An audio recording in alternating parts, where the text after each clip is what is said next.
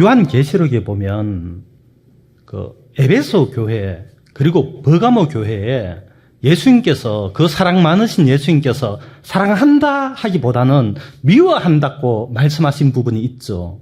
에베소 교회 니골라당의 행위를 미워한다 하셨고 한 200년 정도 시간이 지난 그 다음에 버가모 교회에는 니골라당의 교리를 미워한다 하셨거든요. 불과 200년 동안 니골라당의 행위가 교리로 굳어졌고 그리고 지금 한 1700년 지난 지금은 니골라당의 그 교리가 진리처럼 퍼져버렸는데 네이버에 지식백과 거기 니골라당을 치면 그 나오는 내용이 그 니골라당은 하나님을 믿기만 하면 믿은 다음부터는 어떤 육신의 행위도 죄가 되지 않는다. 그러면서 율법 폐기론과 계명은 폐해졌다. 그러면서 율법이 있던 지나갔다. 그걸 주장한 것이 니골라당이라고 정확하게 나와 있어요. 저는 예전에 그 니골라당의 그 교리 안에 있으면서 이게 무엇인지도 모르고 구원받았기 때문에 영원한 천국 간다. 이런 오류색에서 참 오랜 시간들을 보내었습니다. 정말 이 마지막 때에 지금 이제 그 니골라당의 그 교리 믿기만 하면 어떤 율법의 행위와 상관없이 천국 간다. 이게 진리처럼 퍼져 있는 이때에 정말 시편 말씀을 보면 그 여호와여 저희가 주의 법을 폐하였사오니 지금은 여호와께서 일하실 때니이다고 그렇게 나와 있잖아요. 그럼 하나님께서는 이 세상 모든 사람들이 하나님의 그 진리, 하나님 말씀이 폐해졌다 하더라도 마음 안에 하나님 법이 새겨진 하나님의 말씀대로 순종하는 사람들을 통해서 하나님께서 일을 하시잖아요. 정말 우리 모두가 주님 오시는 그날까지 우리 마음에 하나님의 사랑으로 말미암아 아로 새겨진 이 말씀으로 말미암아 끝날까지 주님과 함께 하다가 주님 앞에 서는 복된 은혜를 입길 바란 마음 있고요. 저는 어렸을 때에 저희 교회를 나갔는데 그런데 그 큰 교회를 다녔는데 목사님하고 그 부목사님이 강대상에서 말씀하시는 거하고 실제 삶에서 가난한 이웃들을 대하는 태도가 너무 다른 것을 보고 제가 충격을 받고 교회를 이제 안 나가기 시작했습니다. 그리고 제가 중학생 때에 제가 연탄가스에 중독이 되어서 완전히 그 죽음 직전에 제가 이제 구출을 받았어요. 그날 이후 제 마음에 내가 그 죽음 직전에 갔을 때 뭔가 검은 옷을 입은 사람 5명을 봤는데 이들이 나를 막 끌고 가려고 했는데 죽음 이후에 그렇다면 어떤 분명한 세계가 있는데 이게 뭘까? 제 사춘기 시절에 그런 이제 고민들이 이제 자라나면서 정말 진리가 무엇일까? 왜 태어나서 왜 살아가며 어디로 가야 하는지 그게 궁금하고 정말 찾다가 이제 심리학 책도 읽어보고 정신력의 기적 책도 읽어보다가 85년도 제가 이제 재수할 때에 그때 돈 8만 원, 지금 이제 80만 원, 90만 원이거든요. 그 돈 들여가 제가 무엇을 배웠냐면 마인드 컨트롤이라고 잘 아시죠? 마인드 컨트롤 그때 돈 8만, 지금 돈 90만 원 내고 재수생이 그거 배웠습니다. 정말 정신을 집중해가지고 알파파가 나오고 그래가 내 안에 내면에 깊숙이 들어가면 우주를 창조하신 대생명력이 내 안에 있기 때문에 그 대생명력을 만나가지고 진리가 무엇입니까? 그것 좀 묻고 싶었거든요. 그런데 수많은 세월이 흘러서 제가 이제 예수님을 믿고 죄사함 받고 난 다음에 제가 그 마인드 컨트롤을 제가 버렸는데 제가 예전에 있다 나온 기쁜 소식 선교회는 2005년 이후로 그 마인드 교육을 받아 들어가지고 지역장 어떤 목사님은 주일날 설교 대신에 마인드 강연을 하고 어떤 이야기까지 하냐면 나는 성경 통해서 은혜를 받은 적이 없고 마인드 교육 통해서 은혜 받았다 그런 말까지 하고 또 해외까지 나가서 마인드 강연하는 그런 이제 길로 걸어가 버리고 말았어요. 그게 그 마인드 컨트롤이라는 게 결국은 공중권세 잡은 자 악한 자 사탄과의 접속하는 영매와 접촉하는 그 뉴에이지 사상으로 공중근체 잡은 자의 하수인 노릇을 하는 그 길로 가버리고 말았어요. 한때 영원한 속죄를 전한다는 그 단체가. 그래서 제가 그렇게라도 진리를 좀 만나고 뭔가 좀 해답을 얻고 싶었는데 안 되더라고요. 89년도 이제 늦가을에 모든 그 진리를 찾고자 하는, 진리를 만나고자 하는 그것을 다 내려놓고 하나님, 정말 하나님 살아계시면 좀 만나주세요. 너무 지쳤습니다. 만날 수만 있다면 내 인생 드리겠습니다. 그렇게 고백하고 몇 개월 지나서 제 발로 우리 동네에 있던 이제 기쁜 소식 선교를 찾아갔거든요. 그때까지만 해도 제 마음은 누군가 회개하라 말할 필요도 없이 이 세상에 대해서, 그리고 또 제 그 제약된 삶에 대해서 완전히 무너져 버린 상태에서 그때 영원한 속죄를 들었어요. 예수님이 흘리신 보혈로 내 모든 죄를 흰눈보다 더하게 씻었고, 하나님께서는 히브리서 10장 17절 말씀같이 내 죄와 불법을 다시는 기억지 아니하리라. 그 말씀을 듣는데 저는 정말 어린 나이였지만 내 살아온 과거, 죄악된 삶, 이거 지우개로 좀 지우고 좀 새로 시작하고 싶었는데, 그런데 이 성경 말씀은 저희 죄와 불법을 하나님께서 기억지 않는다. 그런데 내 생각은 끊임없이 내 지은 죄 때문에 괴로워하는데, 자, 내 생각과 하나님 말씀들 중에 무엇이 진리이냐? 그때 제 마음에 내 생각이 어떠하든지 간에 말씀이 진리다고 인정하는 순간, 그때 하나님이 제 마음에 자연스럽게 믿어졌어요. 믿음이 들어오더라고요. 마치 그 요한 1서 5장 20절 말씀같이 하나님의 아들이 오사 깨달음을 주사 말씀같이 내가 하나님을 믿으려고 했다기보다도 그냥 하나님이 믿어지더라고요. 그날 이후 제 마음에 조그만 변화가 생기기 시작했는 게, 그전에는 이제 서산마루로 노을이 붉게 물들면 또 소리 없이 어둠이 척 내리면 내 마음, 그렇게 허전한 마음, 이게 채워지지 않아가지고 정말 그 동네 포장마차에서 누군가 나를 부르고 있어요. 그걸 이제 끌려가면 거기엔 나를 기다려주는 섭섭한 그림자 하나 없는 그곳에서 혼자 술을 마시고 인생이 무엇인지 적당히 취하면 비틀비틀거리면서 걸어다니는 그 거리를 이제는 누가 시키지도 않았는데 그냥 성경책 한 권만 들고 길거리 나가가지고 예수님이 우리의 모든 죄를 사해 주셨습니다. 자연스럽게 전도하는 삶이 되더라고요.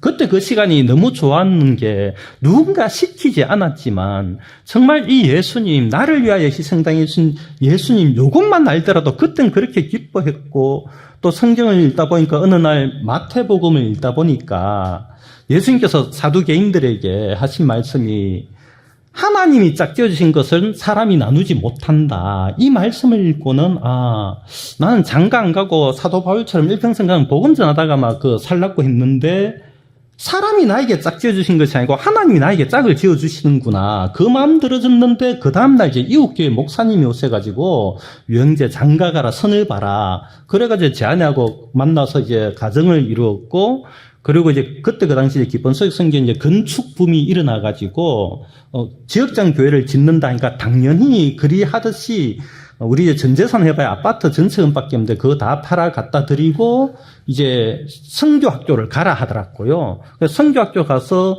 믿음의 훈련을 받고 이제 전도사로 이제 지역교회 파송을 받았는데, 제가 그전에는 사역자석에 복음 전하고 이제 이런 삶을 동경했는데 막상 그 위치 가보니까 사역자들, 목사, 전도사 이분들 실제 삶이 말씀하고 또 다른 거예요. 좀 복음 전하고 전도하고 살 수 있도록 가만히 냅두면 되는데 신찬 전도사라고 하나하나 다 간섭을 하는 거예요. 자기들도 믿음으로 못 살면서 내보고 믿음으로 살아래. 그러면서 자꾸 자기들 말만 듣기를 원하는 거라. 내가 성경 말씀 듣고 주인 말씀 따라가면 되지 왜 저 사람들 비위를 맞춰야 되나. 너무 지치더라고요. 하나하나 간섭을 하는데, 그래서 제가 여보 이건 진짜 아니다. 그만두자. 그만두고 고향으로 내려가자. 너무 지친다. 그때 2000년이었는데 24년 전이죠. 레저차, 하얀색 레저차인데 뽑아가지고 여행 좀 다녀야 되겠다. 지친다, 지쳐. 그래가 내일이면 우리가 보따리 사서 도망을 가려고 제 아내가 우리가 가더라도 뒤에 누가 오는지 몰라도 살 수 있도록 식료품은 준비해 주고 가야 된다면서 식료품을 사러 갔는데 우리 아들이 7살 된 아들이 뒤따라 나갔는데 한 5분쯤 지나가 전화가 왔어요. 근데 우리 아들이 차에 부딪혀 교통사고 나서 발을 다쳤다는 거예요. 그래 내가 불이나게 뛰어나와서 보니까 어느 차 버스나 트럭이 부딪히면 큰일 나잖아요. 보니까 내가 살 그만두고 갖고 싶고 했던 하얀색 레저차에 부딪혔더라고요. 하나님 너무 정확하시구나. 지금은 아직 내가 사역을 그만둘 때가 아닌 모양이다. 만약 그때 제가 그만뒀다면 아직까지는 어떤 오류 속에 있냐면 우리 박 목사님은 믿음의 종인데 그 밑에 지역장, 구역장, 중간 보스들이 다 타락했다. 이렇게 혼돈 가운데 저는 이제 살았을 겁니다. 그날 이후 그렇다면 내가 내 하나님을 버리고 선교에서 요구하는 대로 내 하나님을 버리고 목사님의 하나님을 받아들이자. 그래가지고 그때부터 내 하나님은 우상 하나님이라고 버리고 목사님 종의 하나님 받아들이고 막 이제 이야기하고 하니까 그제서야 주위의 목사님들이 믿음의 말을 한다면서 좋아하고 인정을 해주더라고요. 그런데 제 아내는 이걸 못 따라오는 거예요. 제 아내뿐만 아니라 많은 그 목사님, 전도사님 이런 분들이 자기 하나님 양심을 버리고 기쁜 소익성경의 오류 중에 한 가지가 히브리서 10장 22절에 보면 핏부림을 받아 양심의 악을 깨닫고 여기 개혁 한글로 양심의 악을 깨닫고 그렇게 번역이 되어 있거든요. 이 부분을 기쁜 소식 선교회는 한바라 예수님 핏부림을 받으면 양심의 악밖에 없다는 것을 깨달아야 한다. 우리 악밖에 없는데 구원받아도 악밖에 없는데 선한 삶이 나온다는 것은 위선이다. 이런 식으로 이야기를 해요. 그러니까 사람이 자꾸 악해지고 막 폭행을 일삼고 막 너무 악한 삶으로 이제 가게 된 게 그 가르침인데, 그러니까 이런 자기 하나님을 버리고 종의 하나님을 받아들인 이게 안 되는 수많은 이제 그 사역자들이 50대 젊은 나이에 50대 한참 일할 나이에 암으로 스트레스를 받아가 암으로 그 돌아가신 분들이 그 목사님 사모님 20명 이상이에요. 엄청 많아요. 그것도 저희 윗기수였던 그 자매님은 스트레스 때문에 자살까지 해버리는 그런 일들이 있고, 제 아내도 도저히 이 시스템 이건 정말 아니다. 너무 힘든데 저는 이제 선교에서 인정받아가 막 사역을 하려고 하니까 제 아내가 여보 난 도저히 못하겠다. 이혼하자. 당신은 이 길을 걸어가 이혼하자. 근데 그때까지만 하더라도 2003년도인가 그때까지만 해도 우리가 신분증과 인감도장과 서류 띄가지고 동네 업사무소 가면 이혼이 되었어요. 그래서 제 아내가 들어가자 업사무소. 저는 이제 차 안에서 당신 가라. 차 안에서 생각하는데 어쩌다 인생이 이렇게 됐나. 내가 장가를 갈 때 하나님께서 짝지어주신 것을 사람이 나누지 못한다. 이 말씀을 받았는데 어떻게 이렇게 되었나. 제 아내가 좀 이따 상기된 얼굴로 오더라고요. 여보 끝났나 물어보니까 제 아내가 뭐라고 하냐면 그 가방에 흰 서류 봉투를 들고 화장실 세면대 앞에 넣고 손을 씻고 이젠 끝나는 모양이다. 끝났다 하고 또 봤는데 흰 봉투 그 사이에 없어졌는 거라 이게. 세상에 하나님이 요나를 위하여 큰 물고기를 준비하신 하나님께서 소매치기를 준비해가지고 그 서류가 있어 이혼을 됐는데 그거 갖고 도망가 버린 거라. 제가 그 이야기를 들으면서 정말 하나님 살아계시는구나. 정말 하나님 약속을 지키시는구나. 정말 이 말씀대로만 믿어야지. 이 말씀에다 내 생각을 얹어버리면 이게 문제가 되는구나. 그때부터 제 마음에 더더욱 이 말씀만 읽고 말씀만 믿다 보니까 선교에서는 우리가 구원받아도 선을 행할 수 없다고 가르쳤는데 마태복음 5장 16절을 보니까 예수님께서 너희 빛을 비춰 사람들에게 너희 선한 행실을 비춰 하나님께 영광 돌리게 하라고 하시더라고요. 아니 선교에서는 선이 없다고 했는데 예수님께서는 선한 삶을 살아라 하시고 어느 것이 맞냐? 에베소서 2장 10절에 우리는 그의 만드신 바라 그리스도 예수님 안에서 선한 일을 위하여 지으신 바 되었다 하더라고요. 선교의 틀린 가르침하고 다른데 디모데전서 1장 19절에 보니까 선한 양심과 믿음을 가지라. 어떤 사람들은 선한 양심을 버리고 믿음에 관하여 파선하였느니라. 내 생각으로 선교를 봤을 때는 믿음의 역사가 일어나는 것처럼 보이지만 성경 말씀으로 봤을 때는 선한 양심을 부인하고 버렸기 때문에 말씀으로 보면 믿음에서 파선했는 거예요. 어느 것이 맞나? 선교에서는 지금 역사가 일어난다고 하는데 나중에 선교를 떠난 형제들이 그 역사를 다 조사를 해보니까 99%가 구라예요. 99%가 거짓말인 거예요. 이게 또 그때쯤 돼가지고 제가 정말 존경했고 믿음의 종으로 믿었던 하나님이 사람이라고 믿었던 그 목사님이 공개 석창에서 말을 바꿔버려 거짓말을 해버리시더라고요. 아니 목사님이 거짓말을 하신다. 요한 1서 2장 22절에 보면 어떠한 거짓말도 진리에서 나지 않는다고 했는데 말씀이 떠오르더라고요. 성경 말씀에서는 어떠한 거짓말도 진리에서 나지 않는데 내 생각에서 목사님은 선교에서 늘 이야기한 게 있어요. 이 세상 모든 목사님들 다 타락해도 유일하게 타락하지 않으셨고 이 세상 모든 교단이 세상과 하나 되어도 유일하게 우리 선교회만큼은 세속에 속하지 아니한 교회라고 그렇게 내 생각에 세뇌가 되어 있는데 성경 말씀은 무엇이라고 하느냐? 제가 제일 처음에 복음을 들었을 때에 내 생각이 어떠하냐? 말씀이 진리냐? 말씀을 받아들였듯이 내가 떠날 수 없었고 내 뼈를 묻을 줄 알았던 선교였지만 말씀하고 다른 거예요. 그러면 말씀하고 다른데 내가 말씀을 버리고 선교회를 택해야 하느냐?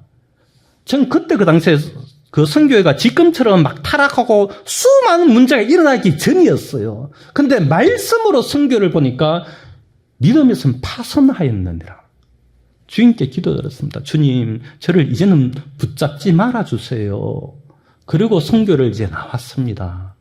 그때 2005년도였는데 선교를 나오고 난 다음에 무려 11년이라는 세월 동안 하나님께서 우리 부부에게 또 저에게 내가 선교에서 믿음을 경험했다. 이것이 얼마나 성경에서 벗어났는 것인지 너무 많은 고통을 통해서 보여줬어요. 정말 내가 선교에서 내가 기도하기만 하면 우리 딸 주니엄이 하루 사이에 나와버렸고 내가 기도하기만 하면 물질을 응답받았고 내가 기도하기만 하면 정신병 걸렸던 고3 여학생이 제3을 받았고 내가 기도하기만 하면 하나님께서 즉각 응답해 주셨다는 그 마음들이 과연 성정적이었는지 성경에서는 저의 요구는 들어주셨을지라도 그 영혼은 파리하게 하셨도다 하셨는데 내 영혼은 파리해졌는데 11년 동안 세월 너무 힘들었어요. 너무 괴로웠고 하는 것마다 하나님께서 왜 그리 막으시고 이게 왜 안 되는지 제가 선교 나와서 계속 이제 야간 택시 운전을 하면서 아침에 일어나면 한 2시간 이상씩 다른 그 신학서적 안 보고 성경만 계속 읽었습니다. 읽고 망해 가더라도 성경대로 믿자. 성경대로 읽다 보니까 정말 내가 갖고 있는 그 믿음이라는 것이 하나님께서 말씀을 통해서 나에게 부활한 자는 어리석고 해로운 정욕에 떨어진다 말씀을 보여주시는데 내가 그 말씀을 외면하고 내 욕망을 이루기 위해서 하나님 못 들었습니까? 기도 한번 더 드릴까요? 이런 삶을 살았는데 한 11년쯤 되어서 정말 내가 또다시 주님 앞에 나를 진지하게 돌아보고 그날 정말 눈물이 계속 쏟아지더라고요. 내가 하나님을 이용해 먹었네요.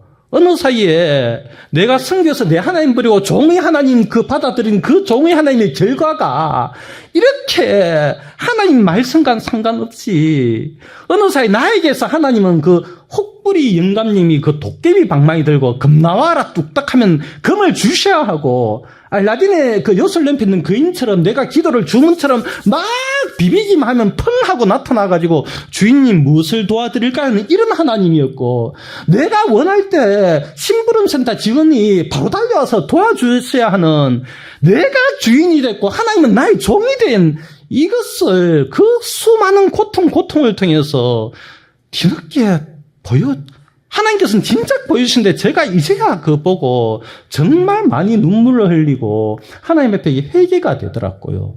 내가 정말 하나님을 이용해 먹었습니다. 내가 입술로는 하나님을 공경했지만 내 마음은 내가 주인 된 삶을 살았습니다.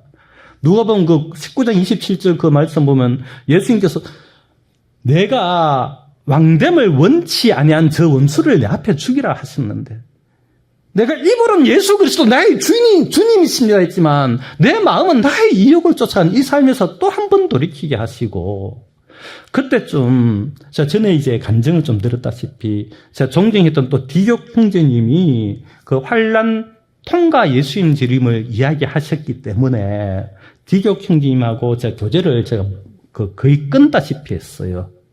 끊다시피 한 게 제가 이건 환란 전이냐 환란 통과 이거는 가볍게 얘기할 게 아니고 둘 중에 하나는 거짓말인 거예요.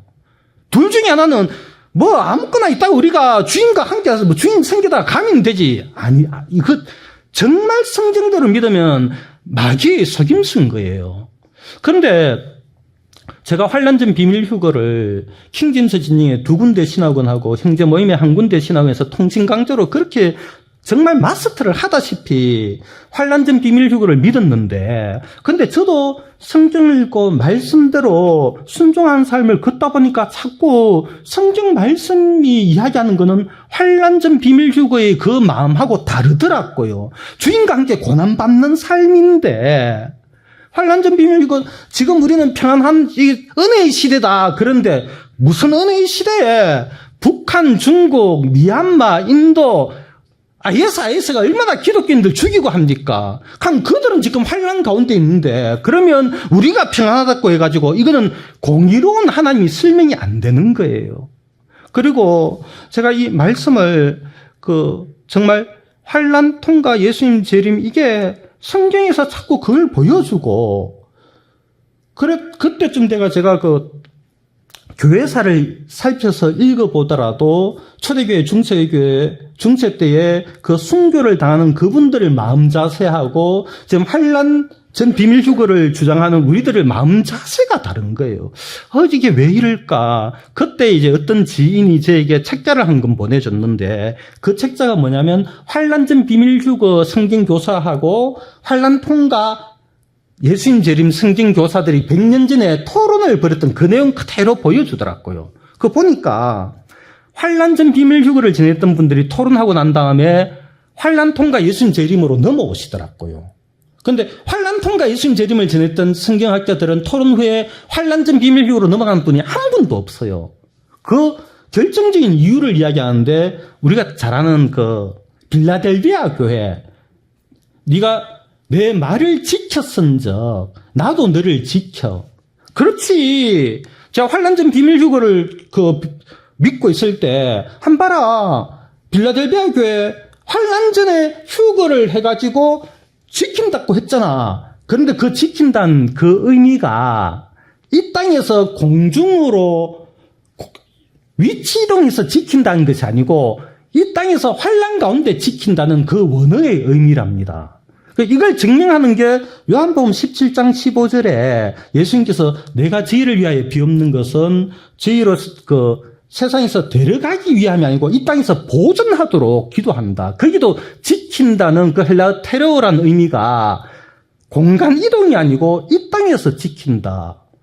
그러면 우리는 이때까지 공간 이동 일이 돼가지고 보호받는 줄 아는데 성경 원어의 의미는 완전히 다른 거예요. 그러니까 환란전 비밀 휴거를 주장했던 분들이 그러면서 자기 오류를 인정하고 회개하시는 거예요. 그래가 그때부터 제가, 아니, 그러면 또 다른 환란 통과 예수님 재림을 전하신 분들 말씀을 한번 들어보자.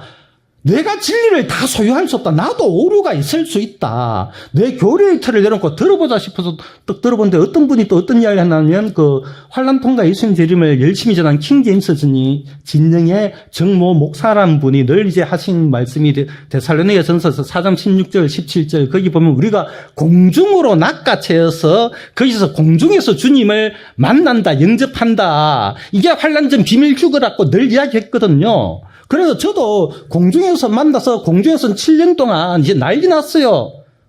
어린 양이 혼잔치인데 먹고 마시고 너무 좋고 지상에서는 불바다 그렇게 알고 있었는데 거기 공중에서 주를 만나 영접한다. 이 단어의 그 원래 의미 아판테시스라고 원래의 의미는 이 안산에 세종대왕님이 이제 세종대왕이 행차를 하면 안산에 있는 이 고을 사또가 자기 집무실에서 세종대왕 올 때까지 기다린 게 아니고 성 밖까지 마중 나가서 성 밖에서 세종대왕을 만나가지고 바로 집무실로 들어오는 게 원래의 의미랍니다. 나는 이때까지 공중으로 낚아채서 여기서 7년 동안 할 거 다 하고 7년 지나고 내려온 줄 알았는데 원어의 의미는 그것이 아니고 만나서 같이 오는 거예요. 같이 내려오는 거예요. 이거 뭔가 심각하다. 그래서 좀 더 이제 본격적으로 내가 요한계시록을 이때까지 세 군데서 배웠는데 다 내려놓고 다시 한번 그러면 역사주의라고 자꾸 이야기하는데 이분들이 이야기하는 게 내가 이때까지 배웠던 알았던 세대주의가 결국은 그 천주교 그 예수의 그분들이 리베라하고 알카자 이분들이 미래 과거 이렇게 만드는 이 자료들이 쭉 나오는데 어느 것이 진짜일까? 요겁니다. 그게 아니고 내가 직접 주임 앞에 성경을 읽으면서 주님께 묻자. 요한계시록에 사이트가 나오던데 여기서 보니까 이제 다니엘서부터 이야기를 하시더라고요. 다니엘서하고 요한계시록하고 연결된 부분들을 쭉 이야기하는데 제가 좀 성경을 좀 많이 읽었어요. 많이 읽었는데도 다니엘서 내용이 도통 이게 뭔지 왜냐하면 문자로 봐야 되기 때문에 문자로 보면 이게 뭐 짐승이 나온다 하면 짐승으로 봐야지 이걸 국가로 안 보는데 그러니까 다니엘서 내용 잘 몰랐는데 그 다니엘서 보니까 다니엘과 세 친구가 사자굴과 풀무불에 들어가기 전에 구원받아야 환란전 비밀휴거가 맞는데 사자굴과 그 풀무불에 들어가서 예수님의 보호를 받고 들어가야 고난 안에 들어가야 하나님의 영광을 이방인들이 다 보더라고요. 이거구나. 환란 전에 우리 믿는 자들이 뿅 하고 휴거된 게 아니고 여기서 이 환란 가운데 어떤 삶을 사는지 이거를 이방인들이 다 보는구나. 하나님이 증거를 삼으시는구나. 그런데 그 다니엘서 7장 25절 보는데 이제 그 작은 뿔, 다른 뿔 나오는데 이 작은 뿔의 세력이 천주교 교황 세력, 적 그리스도인 것을 7가지 이유 혹은 9가지 이유로 성경으로 쭉 이야기하는데 이 내용이 성경에 그렇게 있는지 정말 몰랐어요. 그런데 다 좋은데 7장 25절에 그 작은 뿔의 세력이 때와 법을 변개케 하는데 그 때가 안식일이라 하더라고요. 에이, 잘 듣다가 이게 뭐야? 이거 안식토단 아니야? 이 소화가 안 된다. 그런데, 이제 자료들을 쭉쭉 이제 나오던데, 천주교 교황이 자기 권위로 안식일을 토요일에서 일요일로 바꿨다. 이런 자료와 그 또 많은 자료들을 천주교에서 자기들이 안식일을 주일로 바꿨다고 쫙 나오는데, 제 마음에 그 자료보다 성경이 뭐라고 하는지 성경이 중요하지. 근데 나중에 이제 손 목사님 이제 그 말씀 쭉 보니까 저는 이 안식일이 유대인들에게 주어졌다고 많은 사람들 그렇게 알고 있는데 뭐라고 하시냐면 그 아담과 하와가 지음받고 그 다음날 바로 안식일이 주어졌다. 이 유대인들이 생기기 전에 우리 인류에게 안식일을 주신 것이다. 그런가? 몰라. 그러면 이 이스라엘 백성들이 애굽에서 430년 동안 종살이 하는데 안식일이 어디 있냐? 그런데 또 뭐라고 하시냐면 종살이하고 나왔는데 40년 동안 강야 생활하면서 5일 동안 하늘에서 만나가 내려가요. 와, 신기하다. 6일째 되니까 2개로 내려온 거야. 와, 더 신기하다. 그 다음날 7일째 되니까 아무것도 안 내려오는 거라. 이게 여호와의 안식일이구나. 한 주 보고 2주 보고 1년, 10년, 40년 동안 그걸 보면서 안식일이라는 의미를 배운다고 하는데, 그래도 난 안식일 싫어. 주일이지. 오랜 동안 박혀 있었는데, 그런데 골로새서 2장 16절 말씀이 생각나는 거예요. 거기 보면 날과 절기 그리고 안식일을 인하여 평망하지 말라고 했지 않느냐. 그런데 또 뭐라고 하시냐면 거기 나오는 안식일은 제7일 안식일이 아니고 뭐 초막절, 유월절 그 절기 안식일이다. 그 증거가 영어 성경으로 보면 이제 제7일 안식일은 사바치라고 그렇게 나오지만 절기 안식일은 S자가 붙어 복수가 붙는다. 그래서 영어 성경으로 보니까 진짜 그렇더라고요. 몰라. 이거는 이분들 주장 겨내고 그냥 넘어가고 또 넘어가고 그다음 이제 다니엘서 9장에 보는데 70일에가 나오잖아요. 잘됐다. 70일에 보니까 BC 457년을 기점으로 삼더라고요. 우리는 세대주의는 BC 445년을 기점으로 삼아요. 한바라 이거 오류잖아, 오류. 그게 457년으로 이야기하시고 또 다니엘서 그 9장에 그가 그 일회의 절반의 제사와 예물을 피할 것이다. 이거를 우리는 적그리스도로 봤거든요.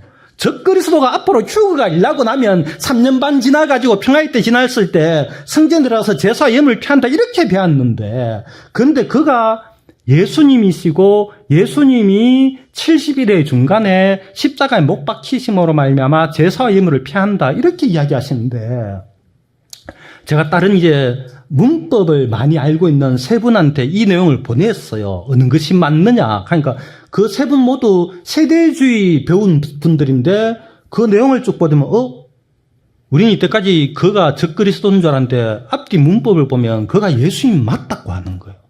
이러면 심각한데 그런데 이게 안 풀리는 거예요. 좀 나중에 시간이 지나서 황은준 선교사님 만나가지고 이 부분을 좀 명확하게 하려고 물어봤어요. 황은준 선교사님 뭐라고 하시냐면 역사기로는 왜곡할 수 있는데 성경은 왜곡할 수 없지 않느냐. 그러면 예수님이 거룩한 자가 기름 부음을 받아들이라. 69일의 이후에 거룩한 자가 기름 부음 받는다. 이 거룩한 자가 예수님.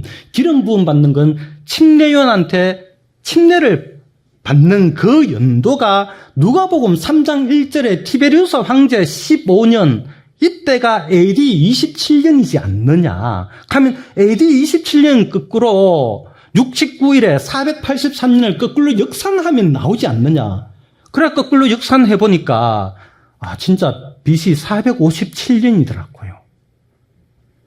그러면 이건 아주 심각하다. 왜냐하면 모든 대다수 그 세대주의자 90% 모든 사람들이 다니엘서 71회를 69일에는 이뤄졌고 한 일에는 마지막 두 개가 지금은 은혜 시대다 이렇게 알고 있는데 근데 다니엘서 9장을 성경 그대로 읽어보면 71회가 이미 끝났다는 것이 너무 정확하고 그리고 예수님이 침례요한한테 안수받는 세례를 침례받는 그 연도까지 나와 있는데 그 연도를 거꾸로 역산해 보니까 BC 457년이 맞는 거예요. 그렇다면 정말 환란전 비밀효가 완전히 이거는 너무 잘못되었구나. 참 그러면서 그 말씀을 쭉 읽다 보니까 또 듣고 하다 보니까 이제 연관 검색어로 이제 11시 성서 신학원이 나오고 송경 목사의 또 말씀이 나오더라고요. 같이 이제 쭉쭉 듣고 하는데 지옥이 불타가 없어진대. 아이고 꼬투리 잡혔다. 잘됐다. 내가 2019년도에 안식교단 있다 나오신 이 박사님, 건강 강좌는 이 박사님 직접 만나가 이제 교제할 때에 그때 교제하다 내가 그만둔 이유가 조력자로 있는 형제님이 이 박사님도 그렇고 지옥이 불타가지고 너가 없어진대. 그래, 내가 그 형제한테 형님, 지옥이 불타놓아가지고 없어진 성경적인 근거가 뭐냐? 하니까 뭐 베드로서에 보면 그날의 체질이 뜨거운 불에 녹아 없어지고 그러길래, 그러면 계시록 19장에 보면 짐승과 그 거짓 선지자가 먼저 불못에 들어간다. 1000년이 지나고 난 다음 사탄이 불호수에 던져진다.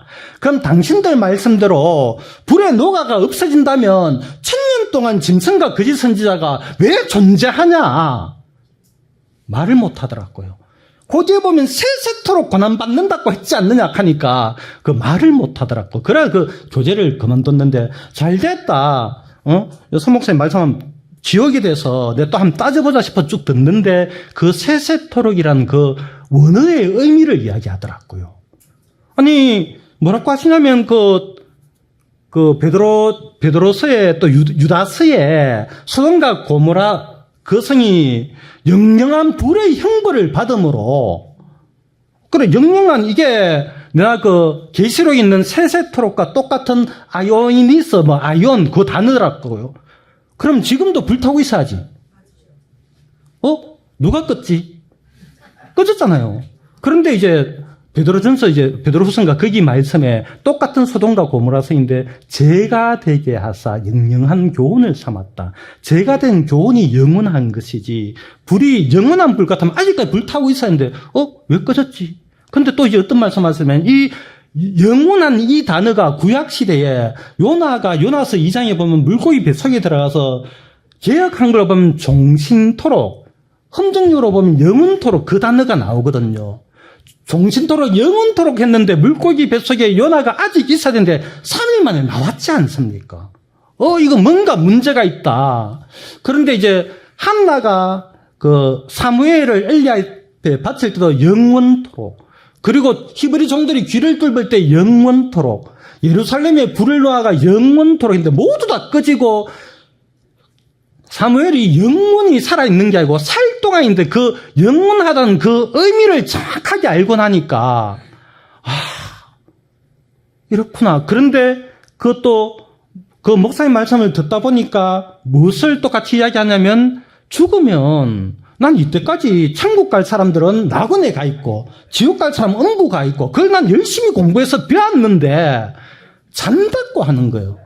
이건 또 무슨 소린가? 그런데 성경 쭉 전체를 쭉 이해하는데 자는 게 맞구나. 그냥 예수님께서 나사로가 잠들었다 하고 잠든 나사로를 깨우러 간다고 스데반이 돌에 맞아가지고 이에 잠드니라. 이게 맞는데 내가 왜 이때까지 이렇게 알았지?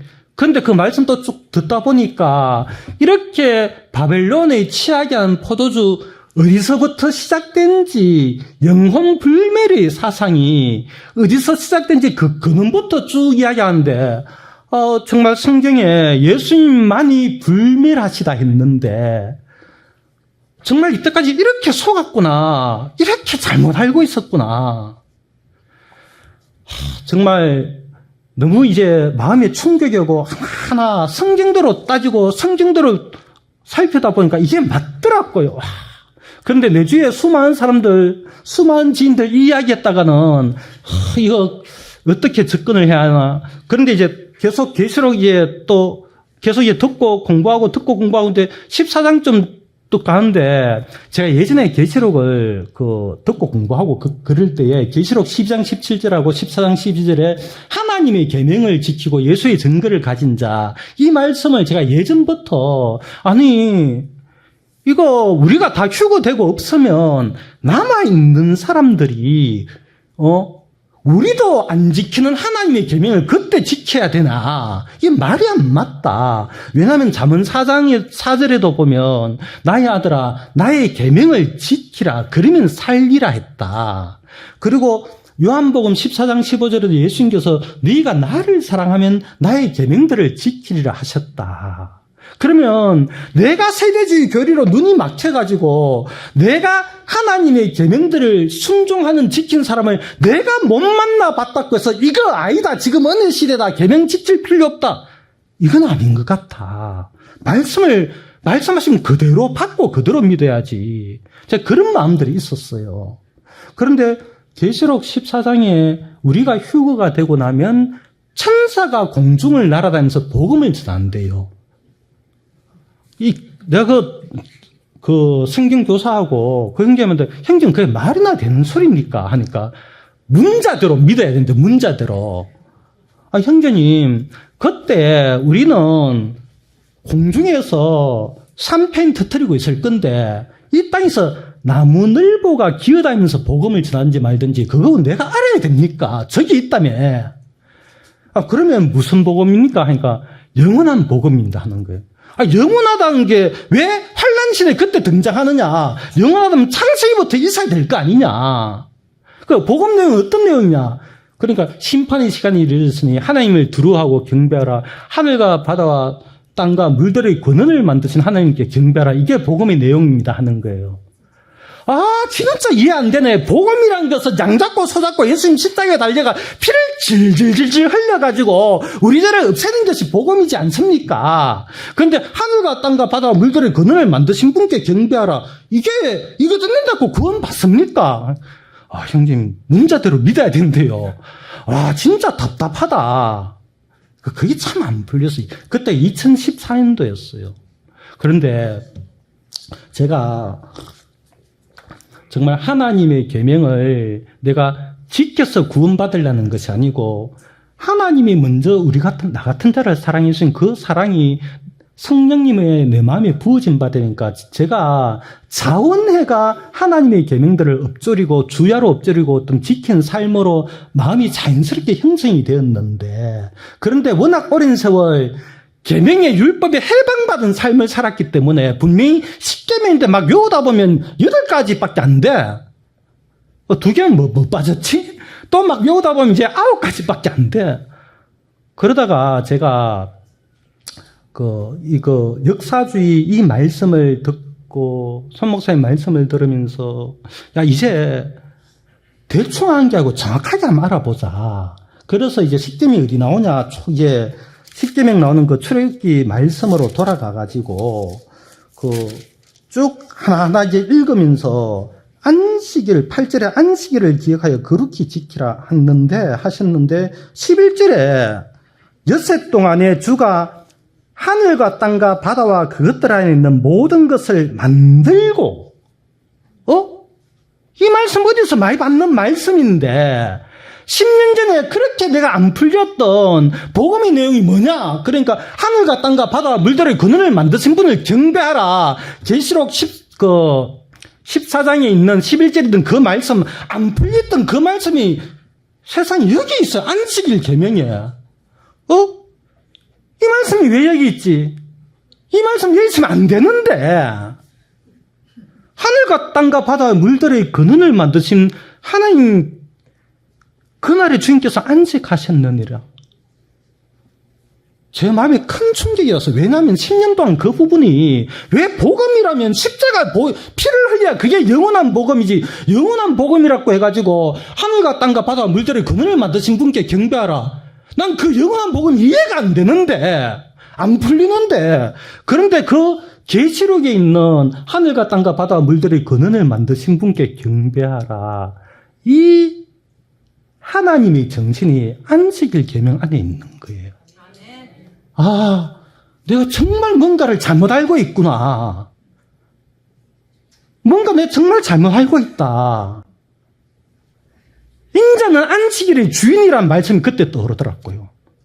예수님께서 안식일의 주인이신데 그럼 하나님께서 자신을 나타내야 되는데 자신을 어떤 하나님으로 나타내느냐. 하늘과 땅과 바다와 물들의 근원을 만드신 분께 경배하라고 그 이야기가 계시록 14장에 나와 있는데 나와 많은 사람들이 그 계시록 14장 잠깐 한번 보겠습니다.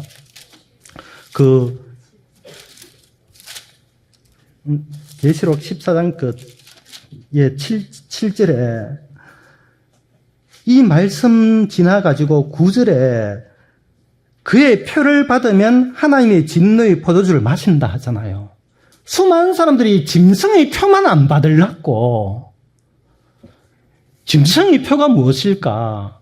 바코드다 했다가 아니다 베리칩이다 했다가 이젠 백신이다 했다가 이젠 CBDC다 그런데 수많은 사람들이 그 CBDC 그것만 안 받으려고 모두 그거를 주목하고 있는데 성경은 하늘과 땅과 바다와 물들의 근원을 만드신 인자는 안식일의 주인이다. 안식일을 만드실 때 안식일을 주실 때에 출애굽기 20장에 하신 말씀을 똑같은 말씀을 계시록 14장에 똑같이 또 반복해서 말씀하시고 계시더라고요. 그러면 수많은 사람들이 이 안식일 그럼 이단이라고 생각해버리고 무시해버리는데 이거를 무시해버리고 성경은 분명하게 하늘과 땅과 바다와 물들의 근원을 만드신 안식일의 주인이신 예수 그리스도께 경배하라고 분명히 말씀을 했는데 이 계시록을 그렇게 많이 읽어봤으면서도 여기에 눈이 가려버리고 표를 안 받아야 된다. 예전 바코드에서 세월이 흐르고 흘러서 CBDC 앞으로 또 뭐가 등장할지는 또 몰라. 표를 안 봐야 된다. 이것만 보고 있지. 하나님께서 말씀하신 인자는 안식일의 주인이다. 하나님과 아담과 하와 사이 그 안식을 깨트린 그 사탄이 다니엘서 7장 25절에 때와 법을 또 변개케 했고 그 천주교 교황이 일요일날 예배를 이야기하면서 안식일을 변개시켰다고 했는데 수많은 사람들이 이 부분엔 저도 그렇고 전혀 관심이 없이 백신 안 맞아야 된다, CBDC 표를 안 맞아야 된다 모두 이렇게 자기 생명을 자기가 구원하려고 하고 있는데 예수님께서 누구든지 자기 생명을 구원코자 한 자는 잃어버릴 것이요 나와 복음 위하여 그 생명을 잃으면 얻으리라 했는데 사람들이 자기 생명 영원한 지옥함 안 갈렸고 그 고통받기 싫어가 표를 바라보고 있지 참 하나님의 그 마음 그 정신 너희에게 정말 안식을 주고 싶어하는 하나님의 그 사랑은 덮어버리고 외면해버리고 안 보이고 안 들리고 짐승의 표만 받고 있는 제가 그렇게 살았는데 이렇게 속고 있구나.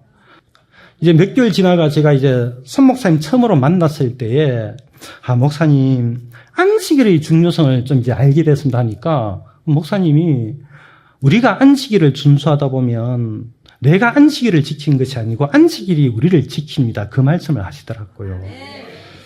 그래 됐으면 참 좋겠다. 그러고 이제 헤어졌는데 제가 운영하던 카페에 제가 이제 11시 교회에 참석했고 손 목사님 만났다는 것을 전 또 순진하게 다 이야기하잖아요. 난리가 났어요. 온갖 고급 정보들을 다 보내주는데 송계문 이란 11시 교회가 어떻고 막 보내주는데 와 정신이 없더라고요. 그런데 보내준 사람들 그 내용을 일단 내가 알아야 이야기를 해주기 때문에 70%는 듣다 보니까 도저히 그리스도의 영이 있는 사람이라면 왜 이렇게 비난을 하는지 또 들어보니까 어떤 분은 자기 입으로 29년 동안 안식일 교단에 들어가려고 그렇게 자기 입으로 이야기한 게 그 안식일 교단 목사님한테 비비고 막 잘 보이려고 해도 안 됐다고 하는 그 목사님이 막 이제 예전에 이제 그 상계문 이분이 내한테 보내준 이메일이 어떻고 또 근래 이메일 가지고 쭉 이야기하는데 제가 뭐가 좀 생각났냐면 예전에 제가 있었던 그 기쁜 소식 선교회에 말에 앞뒤 자르고 중간만 전달해가지고 수많은 사람들이 서로 싸우고 찌고 뽑고 정신이 없었어요. 똑같구나. 그리고 예전에 성경은 이분이 이렇게 이야기했는데 지금은 말 바꿨고 제가 18년 전에 이제 19년 전에 선교에 나와서 1년 정도 지났을 때 지금 아프리카 선교 가신 전도사님이 저한테 전도사님 어떻게 지내시나요? 문자를 보냈어요. 거기에 제가 뭐라고 답을 했냐면 전도사님 다른 거 생각하지 말고 박 목사님 말씀만 듣고 신앙하세요. 제가 그거를 적어서 보냈어요. 선교 떠난 지 1년 정도 지났을 때 그 기록 가지고 선교에서 유진대 적어봐라. 그때는 이렇게 박 목사님 믿음 따라라 했고 지금 무슨 말하냐. 그럼 나는 거짓말쟁이가 되는 거예요. 18년 전에 그때 그 상황에서 보낸 걸. 지금 선교의 2인자로 있다가 나오신 목사님, 그 목사님 유튜브에 어떤 게 있냐면 박 목사님은 정말 이 시대에 가장 위대하신 하나님의 종입니다. 그 유튜브가 아직까지 있어요. 근데 그 2인자로 있던 나왔던 그 목사님이 지금도 그러시냐? 안 그렇거든요. 그렇게 막 비난하고 다른 다른 분은 또 보니까 40년 동안 그 안식교단 목사로 있다 나오신 분이 이제 장로교 교단 계시더라고요. 11시 교회는 가면 조사 심판을 전하기 때문에 형제자매들이 마지막 날 버림받을까 싶어서 얼굴에 웃음기가 하나도 없고 모두 수신과 근심뿐이다. 아니, 수신 근심 있는 사람 한 사람도 없는데, 제가 너무 안타깝다. 적어도 유튜브에 이렇게 한 사람을 비난하려면 와서 직접 확인해 봐야 되는데, 그러지도 않고 또 들어보니까 모두 이제 안식 교단에 대한 어떤 문제점들을 쭉 이야기하는데 더 이상 이거는 정말 너무 안타깝더라고요. 그런 이제 거기를 이제 더 이상 이런 거 볼 시간에 성경 읽어야지. 성경 읽을 시간도 없는데 뭐 누구 비난하고 어쩌고저쩌고 이건 참 아니다. 그랬는데 문제는 그렇게 비난하고 막 난리지겠던 그분들이 많은 분들 한 절반 이상은 우리 부부하고 정말 오랜 시간 친밀하게 주님 안에서 교제 나누셨던 분들이에요. 그분들이 우리 부부가 미워서 그런 게 아니고 우리 부부를 어떻게 하든 이 이다리 속으로서 잡아내려고 그렇게 보내주신 건데 제 아내는 너무 마음 아프고 정말 너무 힘들어하고 저도 많이 힘들었어요. 너무 힘들었는데 이제 손 목사님 부부 이제 우리가 이제 힘들어하고 하니까 저희 경산 저희 모임집에 이제 찾아오셨어요. 제 아내는 너무 힘들어서 집에 있고 오셔가지고 이제 지나간 세월 어떻게 주님 앞에 고난받은 세월 이야기하시면서 눈물을 쭉 흘리시면서 이야기하시는데 자, 그 말씀을 들으면서 그 교제를 나누면서 이분이 정말 이렇게 비난받고 하더라도 일절 대응하지 아니하시고 얼마든지 핑계 변명되고 막 인터넷에 보면 서로 맞니 틀리니 말싸움한 게 너무 많거든요. 그렇게 피곤하지 안 하고 그냥 주님 앞에 사시는구나. 그 마음이 좀 많이 보이더라고요. 그리고 이제 이분이 자기가 정말 그 혼돈 가운데 있을 때에 손 목사님 자신도 복음 전하는 삶을 살았지만 마음에서 올라오는 이 죄의 문제, 이게 해결이 안 되고 너무 고통스럽다는 이야기를 들었을 때에 참 얌전한 고양이 붓두머리에 먼저 올라간다 하더니만 정말 이쁘게 생기신 분이 뭔 죄가 그리 많냐. 그런데 제 마음하고 똑같은 거예요. 저도 다른 사람들한테는 좀 인정을 받고 그런지 몰라도 제 마음에 올라오는 이 죄의 문제, 이론은 어떻게 해야 될지 알죠. 로마서 6장 설교도 하고 그리스도와 연합을 이루었다. 이론은 아는데 마음에서 정말 솔직한 양심으로 마음에서 올라오는 이 죄의 문제, 이거 어쩔 수 없는 그리스도인의 운명인가. 근데 손 목사님이 마태복음 1장 21절 그 말씀 앞에 아무것도 할 수 없는 그 위치에서 오직 성경만 읽고 있는데 그 말씀이 그날 마음에 예수님이 나의 죄의 형벌만 담당하신 것이 아니고 내 실제 삶에서 나의 이 죄의 문제에서 구원하신 분이구나. 이게 마음에서 믿어지면서 마음에 참 평안이 왔다고 쭉 하시는데 그럼 그 말씀 나도 알고 있지. 나도 예전에 깨달았는데 삶이 변화 안 돼서 문제지 뭐. 나도 깨달았는데 이런 생각을 갖고 있었어요.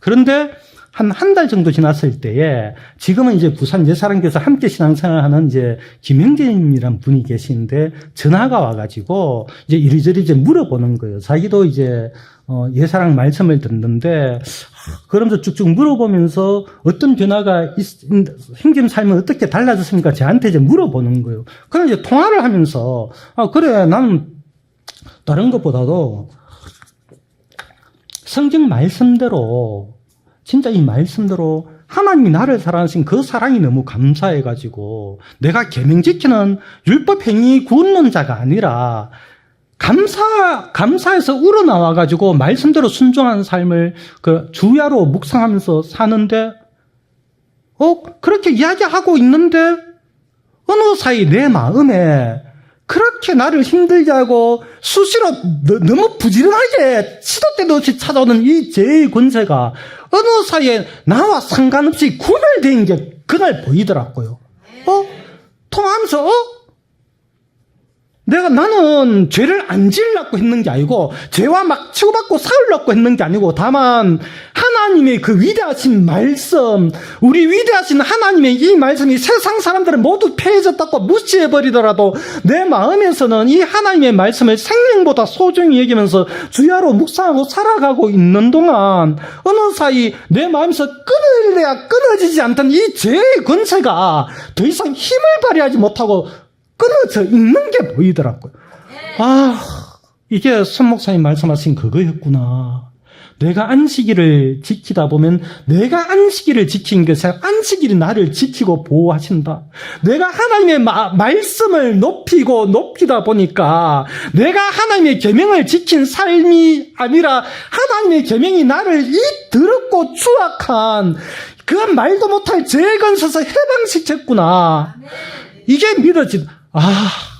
저와 교제 나눴던 10몇 년 이상 뜨겁게 주님 사랑 안에서 교제 나눴던 수많은 형제자매님들이 모두 지금 나를 이 선 목사님이 이분을 비방하고 막 이단이라고 막 그러고 있는데 정말 이 부분을 하나님 앞에 맛을 봐야 되는데 나도 예전에 이미 깨달은 거예요. 그 형제님들이 저를 오해하는 게 형제님 전에 깨달았다고 했잖아요. 그때 뭡니까? 이러고 있는 거예요. 저는 깨달았습니다. 깨달았지만 삶의 체험이 안 되니까 내 깨달은 것이 하나의 무기가 돼가지고 다른 사람 그가 콕콕 쑤시고 찌르고 야 이 인간들아 정신 차려 이러고 다른 사람 판단하고 있었어요. 근데 삶의 체험으로 와닿아지니까 정말 하나님의 이 계명은 나를 죽이는 법이 아니고 살리는 생명의 성령의 법이구나. 너무 마음에서 그때부터 감사가 올라오고 처음에는 제 카페 운영할 때 그렇게 저한테 막 좋아요 댓글 쓰고 했던 이분들이 막 대장하니까 막 정말 밉더라고요. 내가 당신들 약점 죄악들 알고 있는데 한 폭로해버려. 근데 목사님 말씀 쭉 듣다 보니까 그러지 마라 하더라고요. 내보다 더 많은 억울한 일을 당하시는데 그대로 받으시고 하나님 앞에 사시더라고요. 근데 진짜 저 형제 폭로하고 싶은 마음이 있었는데 그게 그리스도 예수님의 마음은 아니라고 하는데 모두 내려놨어요. 내려놓았고 정말 그분들이 우리 부부가 미워서 그런 게 아니고 정말 우리 부부를 뜨겁게 사랑해주고 멀리서 찾아와서 교제 나누고 정말 그랬던 관계였거든요. 지금 정말 주님 앞에 기도드립니다. 주님, 제가 그분들을 사랑할 수 없다면 내가 이 어떤 교리를 이야기해 본들 의미가 없습니다. 그분들 정말 그리스도 예수님의 마음으로 사랑할 수 있는 마음을 달랐고 주님께서 그런 마음을 조금씩 주시고 마지막으로 제 마음에 로마서 말씀을 읽다 보면 저희가 마음에 하나님 두기를 싫어해가지고 모든 불의, 추악, 탐욕, 악의가 가득한 자, 사형에 해당하다고 하나님이 정하심을 알고도 행하는 이들을 야 인간들아 판단하고도 같은 일을 행하는 사람아. 제가 그 말씀 앞에 피해갈 수 없더라고요. 제가 예전에 몸 바치고 목숨 바치고 젊음을 바쳤던 그 선교회는 이미 모든 죄악이 드러났어. 아이고 인간들아 정신 차려 제발 너 큰일 났다. 그런데 성경 말씀은 판단하고도 같은 일을 행하는 사람아 네가 하나님의 진노를 피할 줄로 생각하느냐. 그런데 제가 온 세상 사람들이 무시하고 짓밟아버리고 의미 없는 것으로 여기는 그 천지는 없어지으나 하나님 말씀 없이지 않은 그 계명, 이 하나님의 사랑의 계명이 내 마음에 자리 잡고 있는 동안 내가 이전처럼 그들을 향해 손가락질하고 판단하고 비판한 이게 끝이 났더라고요. 주님께서 나를 이 죄악된 세상에서 진정 구별시켰구나. 정말 주님이 너무 감사하고 제가 짧은 시간에 다 표현은 못했지만 정말 제가 성경이 증거하는 지옥을 알게 되니까 하나님의 공의가 풀리더라고요. 그러면 내가 예전에 그 하나님의 사랑 그렇게 외치고 그렇게 글을 적었는데 그때의 하나님은 한 40-50%밖에 안 됐어요. 40-50%밖에 안 됐어요. 근데 하나님의 공의, 성경이 증거하는 지옥을 알게 되니까 하나님의 공의가 제 마음에 확장이 되고 성경이 증가하는 예수님이 나와 똑같은 성육신으로 오셨다. 이거 내 마음에 풀리고 믿어지는데 몇 개월 걸렸습니다. 제가 역사주의 이 가르침, 이 목사님 말씀을 2020년 가을부터 들었다고. 2020년 가을부터. 지금 2024년 아닙니까? 3년 동안 실험했어요. 이건 아닌 것 같다 하다가, 그래도 이 말씀대로 믿어지. 3년 정도 실험하다가 결국은 작년에 이렇게 주인께서, 저는 이렇게 쉽게 올 인간이 아닌데 올 수밖에 없도록 주인께서 강건하셨어요. 진짜 이거 밤새워 이야기해도 정말 많은 분들이, 제주의 많은 분들이 처음에는 말씀 너무 좋다, 역사주의 말씀이 너무 좋다고 이리 다가오다가 말씀 듣다가 이단이라고 하네, 혹은 또 우리 한 번 구원이 영원한 구원이, 거기서 막 대부분 멈춰버리더라고요. 정말 끝까지 말씀대로 걸어가고 다른 사람들한테 묻기보다, 다른 사람 묻는 건 참고사항하고 내 영혼을 주님 앞에 맡기고 내가 구원받았습니다, 이거를 붙잡는 것이 아니라 하나님 앞에 이것 내려놔야 됩니다. 내 구원 내가 붙잡아야 구원입니까? 영원하신 하나님, 만왕의 왕, 나를 위하여 자기 생명을 버리신 주님 앞에 나를 내려놓고 정말 말씀대로 걸어가면 하나님은 반드시 찾고 찾는 자에게 나타나잖아요. 제가 잘났고 신령한 게 있어가지고 오늘 이 자리에 왔는 것이 아니고 주님 말씀대로 믿고 싶다. 이제는 사람 좀 그만 섬기고 싶다. 이제는 말씀대로 걸어가고 싶다는 그 원함을 주님께서 주시고 그 마음이 오늘 이 자리까지 이끌어 주셨는데 정말 주님 앞에 너무 감사하고 세상 끝날까지 이 죄를 이기게 하는, 죄 짓고 죄를 변명하는 복음이 아니라 죄의 승리를 가져주던 이 복음, 하나님 편에서 보셨을 때는 내 피를 가지고 죄 짓고 또 죄 없다, 죄 짓고 죄 없다고 변명하는 사람들보다 이 예수님의 피를 믿는 믿음으로 죄를 이기고 세상을 이기고 사탄 권세를 짓밟아 버리시는 예수 그리스도와 함께 하나 된 삶을 가진 이기는 자들을 얼마나 주님께서 보고 싶어 하시겠습니까? 정말 우리 힘과 능력으로 이긴 것이 아니라 예수님의 그 사랑이 우리를 이기는 자로 세상 끝날까지 이끌어 가시는 그 분명한 주님이 우리 주님이시고, 이 완전한 복음, 이 복음을 이제는 세상 끝날까지 정말 이 소중한 복음, 내가 다른 사람 가르치는 위치가 아니라 정말 그들을 사랑하는 마음으로, 그들을 섬기는 마음으로 이 복음을 전가하다가 주님 앞에 설 수 있는 은혜를 베풀어 주신 주님 앞에 너무 감사합니다. 제가 기도 드리고 마치겠습니다. 하늘에 계신 우리 아버지, 정말 주님 앞에 감사와 영광을 올려드립니다. 만물이 찢기와도 같았고 정말 세상에서 아무 쓸모없는 버림받은 우리들을 위하여 예수님께서 흘리신 그 십자가의 보혈의 능력은 우리를 죄의 형벌에서만 구원이 아니라 날마다 이 죄의 권세에서도 예수님께서 구원하시는 능력인 것을 우리에게 알려주신 우리 주님께 모든 영광과 감사와 찬양을 올려드립니다. 주님 홀로 모든 영광을 받아 주시옵소서. 예수님 이름으로 감사하며 기도드렸습니다. 아멘.